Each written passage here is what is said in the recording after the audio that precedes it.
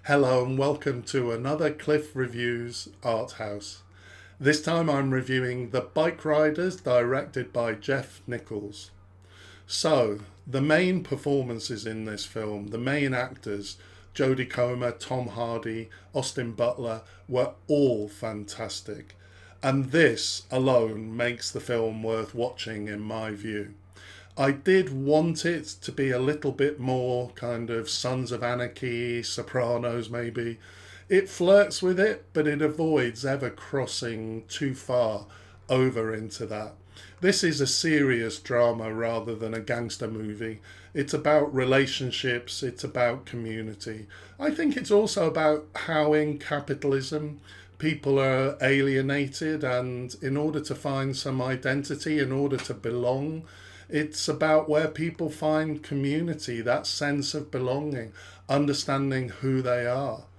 It's about the conflict between being an outlaw, rejecting authority, wanting to establish yourself as an individual, and wanting to belong. One of the bikers talks about wanting to serve in the army but being rejected.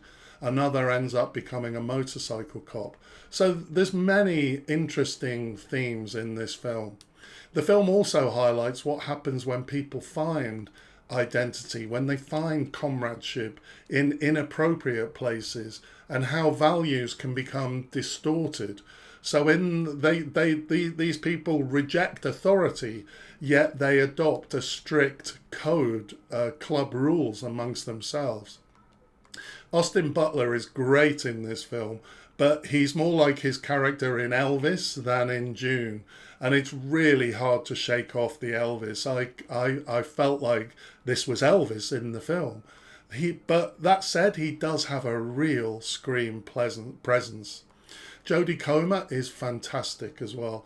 I don't know what Americans would think of her accent. It is a little bit jarring, but to me, I did find it convincing. And she's one of those actors who can become a totally different person in different films. It's very different than the film, her recent film, The End We Start From. Tom Hardy was great as well, and we see in him the contrast between this tough biker, gang leader, and husband, father at home with his family.